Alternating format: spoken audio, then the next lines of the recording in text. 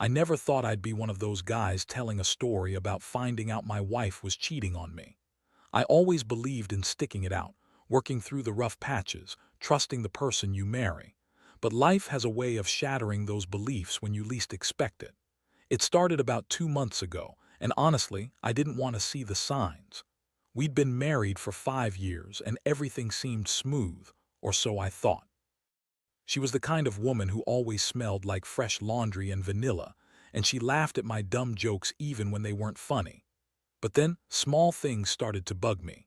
She'd be late coming home from work more often, and she became oddly secretive about her phone.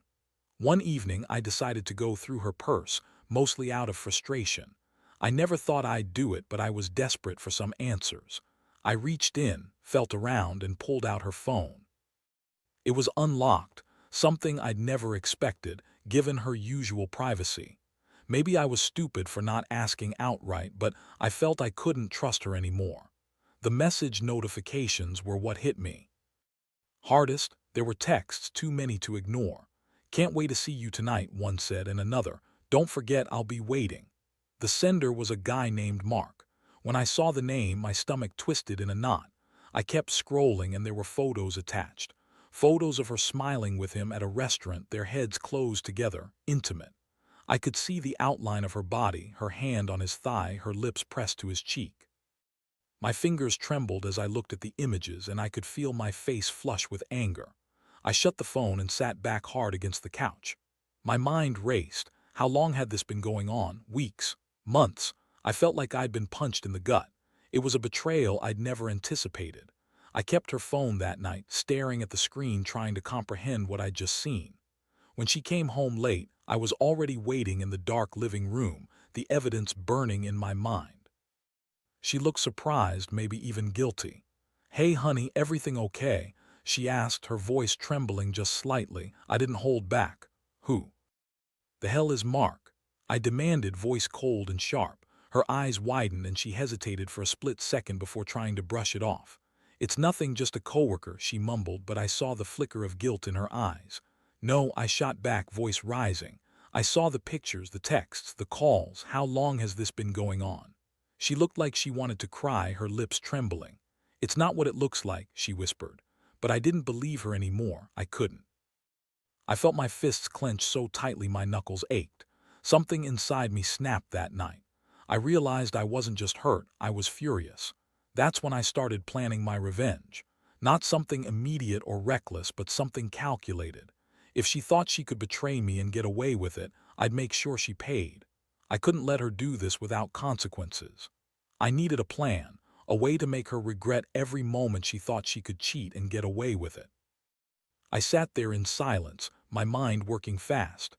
I'd never been the vengeful type, but I also knew I couldn't let her think she'd won.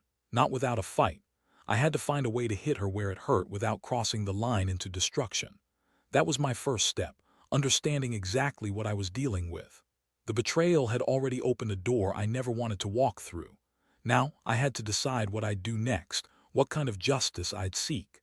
I took a deep breath and looked at her, standing there with tears in her eyes, pretending she didn't see the fire burning inside me. I knew I wouldn't forget this, not ever, and I'd make sure she understood the cost of crossing me. My mind was already working, plotting the next move. I needed to be smart, ruthless even. But I'd get my revenge, and she'd wish she'd never crossed me. The morning after I discovered her lies, I woke up with a pounding head and a stomach that felt like it was twisted in knots. I couldn't get those photos out of my head, nor the sound of her voice trembling when she lied to me. I stayed in bed longer than I should have, staring at the ceiling, trying to come up with a plan that wouldn't blow up in my face. I knew I needed to act, but I also knew I couldn't rush. Revenge was a delicate thing, and I had to be precise. First, I started digging, not just into her phone, but into her routines, her habits, her contacts. I wanted to know who else might be involved, what else she might be hiding. I retrieved her phone again when she wasn't looking, scrolling through her messages, her call logs. My eyes caught a missed call from Mark that she hadn't returned. That confirmed it, she'd been in contact with him beyond just those messages. I made a mental note, this wasn't just a fling. It was an affair. But I couldn't just confront her blindly. Not yet. I had to gather more evidence, something irrefutable, something I could hold over her head, something that would make her realize she'd gone too far. So I started setting small traps. I installed a voice recorder in the living room, hidden behind a stack of books, just to catch her talking about him. I also ordered a GPS tracker for her car, so I could follow her without her suspecting. I wasn't going to let her slip away again, not without knowing every move she made. Over the next few days, I watched her from a distance. She met him several times at a coffee shop near her work. I could see them through the window when I parked down the street, their heads closed together, whispering, laughing, too intimate for just coworkers. It made me sick, but it also fueled my resolve. I wasn't going to let her think she could sneak around me and get away with it. One night I played back her recordings. I heard her voice warm and tender, calling him babe and laughing at something he said. I clenched my fists so tightly my palms went clammy. That's when I decided I'd had enough. She wasn't just cheating physically, she was emotionally betraying me, and I had to make her feel the weight of it. Once I'd collected enough evidence, I formulated my plan. I would expose her in a way that would hit her hard, but with enough control to keep from destroying everything. I wanted her to know I wasn't just some naive husband who'd get angry and storm out. No, I'd make her see the damage she'd done, and I'd do it on my terms. I bought a small, hidden camera, one that looked like a typical clock. I placed it in her bedroom, facing her side of the bed. I wanted to catch her red-handed, and I wanted her to realize I knew everything. I also set up a fake email account, pretending to be an interested party, someone who wanted to meet her. I sent her flirtatious messages, knowing that if she responded, I'd have even more proof of her unfaithfulness. All these steps were meticulous, cold even. I didn't want to rush. I wanted her to feel the mounting pressure, to see the cracks in her carefully constructed lies. It was a game now, and I was determined to win. I felt a strange mixture of adrenaline and nausea every time I checked the evidence, knowing I'd soon have enough to confront her directly. That confrontation was going to be brutal.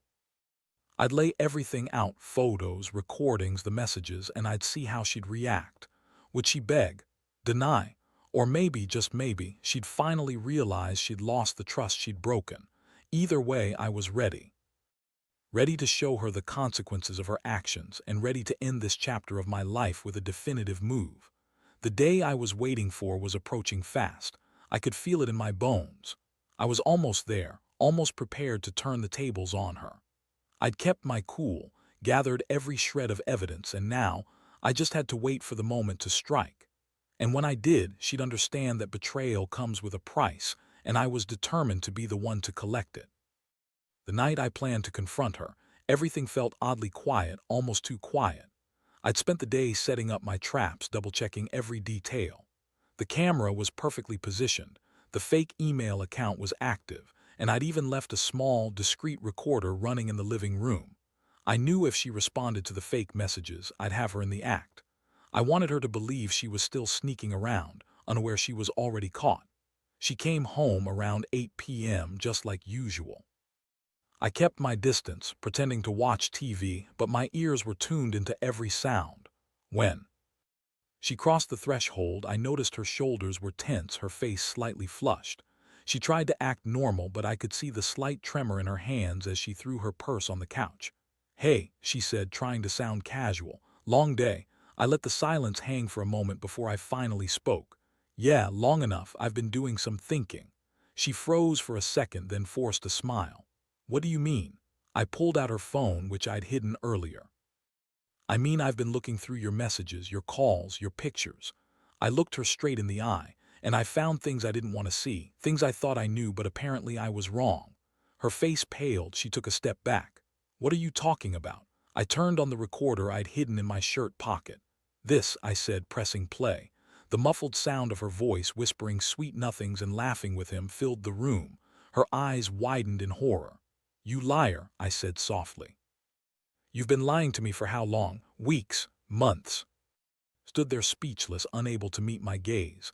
I saw the tears start to form at the corners of her eyes, but I pushed on. "You think I did know? You think I wouldn't find out? All those late nights, the secret calls, the way you kept your phone hidden, I knew." My voice cracked slightly, but I kept it steady. "And I have proof, more than enough." She finally broke down, tears streaming down her face. "I didn't mean to hurt you," she whispered. "It just happened. I didn't know how to tell you." Clenched my fists. The betrayal burned hot inside me like a fire I couldn't extinguish. "That's bullshit. You knew exactly what you were doing, and now I want to know why." She looked at me with trembling lips. "I was lonely. I felt like we were drifting apart. Mark made me feel alive again. I didn't want it to end like this. Please, I didn't want to hurt you." I felt my stomach drop. The words, the sincerity in her voice, it was all a lie. I knew her better than she thought she was. Just a victim of loneliness. She was a woman who'd crossed a line she couldn't come back from. "You should have told me," I said, voice hoarse. "Instead, you lied, cheated, and thought you could get away with it. Well, not anymore." That's when I revealed the final piece of my plan. I'd been waiting for the right moment, and tonight was it. I pulled out my phone and played the recordings I'd made of her conversations with Mark, her flirtatious texts, the secret meetings. Her face twisted in panic, realizing she'd been caught in her own web of deceit. "I've got enough to ruin you," I said coldly. "But I'm not interested in destroying everything. I want you to understand what you've done, and I want you to know I'm prepared to make you pay." She collapsed onto the couch, sobbing, begging for forgiveness. But I didn't feel remorse. I felt a dark satisfaction rising inside me. This was the moment I'd been waiting for, her full exposure, her humiliation, and my declaration that this chapter was over. As I watched her crumble, I knew I had to keep my composure. This wasn't just about revenge. It was about sending a message. She needed to see that betrayal has consequences. I wasn't going to let her slip away, not without a battle. I left her sitting there, shattered and crying, with my plan fully in motion. Tomorrow I'd confront her with everything I had and decide what came next. But for now, I felt a strange sense of clarity. Revenge wasn't about destruction. It was about justice. And I was finally ready to deliver mine. The next morning, I woke up feeling lighter somehow, even though I'd left her in tears the night before. My head was clearer, the adrenaline from the confrontation still buzzing in my veins. I knew I had everything I needed now, proof, evidence, the upper hand. But I also knew I couldn't just storm into her life with everything laid out. That would be too quick, too messy. No, I needed to be patient and precise.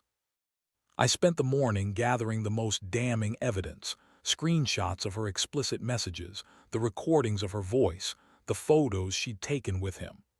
I also drafted a serious email from the fake account I'd set up, pretending to be someone interested in her. I made it clear I knew exactly what she'd been up to, and I encouraged her to meet me for a confidential chat. My plan was simple: lure her into a private confrontation where she'd have no choice but to face her betrayal head-on. I wanted her to realize I wasn't bluffing, that this wasn't just some petty act of revenge, but a calculated move to make her understand the damage she'd done. I set the stage for the meeting at a quiet cafe downtown, one she knew well but rarely visited. I chose a time when she'd be alone, and I made sure I was already there when she arrived. I sat at a corner table, my phone in my hand, feeling the weight of the moment settle heavily on my chest. She appeared at the door, her face tight with worry and guilt. When she saw me, her steps faltered for a second. "What's going on?" she asked, voice trembling. I signaled her to sit down, keeping my tone calm but firm. "I think we should talk. Honestly, I have a lot to say, and I think you do too." Her eyes darted around, searching for an escape. "Root, I don't know what you're talking about," she stammered. "Oh, I think you do," I said, sliding my phone across the table. It was logged into the fake email, showing her all the messages I'd sent her, her responses, the photos, the recordings. Her face went pale as she looked at the evidence. "You lied to me," I said slowly. "You cheated on me, and you thought you could get away with it. But I've been patient, I've been waiting, and now it's your turn to listen." She looked down at the table, trembling, then whispered, "I didn't mean for it to get this bad. I was just lonely, and Mark made me feel alive again. I swear I didn't want to hurt you." I shook my head slowly. "That's bullshit. You knew exactly what you were doing. You lied, you cheated, and you betrayed the trust I gave you. And now I'm here to tell you what's going to happen next." She looked like she was about to cry, gripping her hands tightly. "Please, don't do anything crazy." "Oh, I won't," I said, voice cold. "But I do have a plan. You see, I've documented everything, Every message, every call, every sneaky meetup. And I'm prepared to show it all to everyone, your friends, your family, your boss if I have to. I want you to understand that betrayal has a price, and I'm the one who's going to make sure you pay it. Her eyes widened. You can't ruin me over this. I already am, I replied. This isn't just about revenge, it's about respect.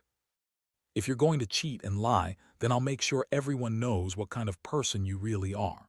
She looked like she was about to say something, but she couldn't. Instead, she just sat there, tears streaming down her face, knowing she lost control of the situation. The power shift was clear, and I felt a strange mixture of satisfaction and emptiness. As I stood up, I handed her a small, folded piece of paper. That's the address of the lawyer I've already contacted. I'm filing for divorce today. And don't think for a second this is over. I want you to remember betrayal comes with a cost. She didn't respond, just looked down, defeated. I turned away and walked out of the cafe, feeling the weight lift slightly from my shoulders. I knew I'd done what I set out to do. The damage was done, and now I had to decide what came next. But one thing was clear, the game was over, and I'd made sure she understood that. This was the end of my patience. Now it was time to move forward without her, and I knew I'd never trust her again. The lesson: betrayal always catches up. You just have to be ready to face it. The fallout hit me harder than I expected, even after everything I'd planned. The divorce process moved fast, papers filed, lawyers involved. She tried to reach out a few times, tears in her voice, begging for forgiveness, promising it was a mistake. But I wasn't interested in apologies. Not anymore.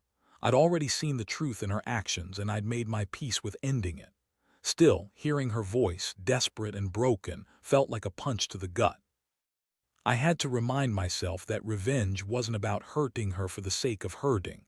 No, it was about justice, about making her see what her betrayal cost. I knew the moment would come for her to face the consequences, but I also wanted to see her truly regret what she'd done. One evening, I went to her place to collect the rest of my things. The house was eerily silent, the kind of quiet that screams loudest. She was sitting on the couch, staring at the floor. She looked exhausted, like she'd aged years in just a few days. When I entered, she looked up, her eyes red and swollen. "Come to say goodbye?" she asked softly. I nodded. "Yeah." I figured I'd take the rest of my stuff, and maybe, just maybe, you'll understand why I did what I did. I handed her a folder with all the evidence I'd gathered, screenshots, recordings, everything. "This is what I've been holding onto, the proof I needed." She reached out and touched the folder, trembling. "I hate what I did, I really do. I never wanted to lose you." "Too late for that now," I said, voice flat. "You chose your path. I just want you to know, I'm done pretending you didn't betray me. And I'm done with this whole nightmare." She looked at me, eyes filled with remorse, but I knew it was too little, too late. The damage was already done. I'd made sure of that. As I turned to leave, she whispered, "I hope you find someone who treats you right." I stopped in my tracks, feeling a bitter laugh rise in my throat. "You think I'll miss the lies, the cheating? No, I'll be better off without you." I paused, then added, "And just so you know, I'm not going to let this go. I've got plans, big ones. The kind that'll make you wish you never crossed me." She looked worried now, her face a mask of regret. "Please," but I didn't respond. I just walked out, closing the door behind me. The apartment felt emptier than before, but also strangely lighter. I'd finally cut the cord. No more lies, no more cheating, no more betrayal. As I drove away, I felt a strange calm settle in. Revenge had been my fuel, but now I realized it wasn't just about revenge anymore. It was about reclaiming my dignity, my self-respect. I'd taken control back, and I was ready to move on. That night I sat alone, finally able to breathe without the heavy weight of her lies pressing down on me. I looked around my place, feeling a new sense of freedom. It wasn't about revenge anymore. It was about starting over, building something stronger, something real. And I knew one thing for sure: I'd never let someone betray me like that again. Trust, once broken, isn't easy to rebuild. Sometimes, walking away is the only way to truly win.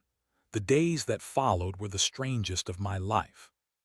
Empty, yes, but also strangely freeing. I felt like I'd finally taken back control, even if the wound of betrayal still burned beneath the surface. The house was silent. The memories of her lingered in every corner, but I refused to let them define me. I was done with her, with the lies, with the betrayal. Now I had only one thing left to do: close that chapter permanently. I went to the lawyer's office, signed the final papers, and handed over the keys to our shared home. Watching her sign her own divorce papers was a bittersweet moment, part relief, part regret. But I knew I'd made the right choice. Trust, once shattered, doesn't mend itself, not without a lot of work, and I wasn't willing to wait that long. As I handed her the last of my belongings, I looked her in the eye. "This is over," I said, voice steady. "You made your choices and I've made mine. I hope someday you understand what you lost." She nodded silently, tears streaming down her face. I saw the pain, the regret, but it was too late to fix what she'd broken. I turned and stepped out of the house for the last time, feeling the cool air hit my face, a symbolic breath of fresh start. Walking away, I realized I'd come out of this stronger, more aware. Revenge, I understood now, isn't just about punishing someone else. It's about reclaiming yourself after you've been wronged. It's about knowing your worth and refusing to let betrayal diminish it. In the end, I didn't just get justice, I got closure. The scars would fade, but the lessons would stay. Trust can be fragile, I learned, and betrayal comes from those closest to you. But the most important thing I discovered is that sometimes the best revenge is simply walking away, unbroken, and building anew. As I left her behind, I felt a strange peace settle inside me. I'd faced the darkness, handled the chaos, and come out the other side. The future was uncertain, sure, but it was mine now, clean, clear, and free of her lies. I knew I'd be okay. And that, in the end, was the greatest revenge of all.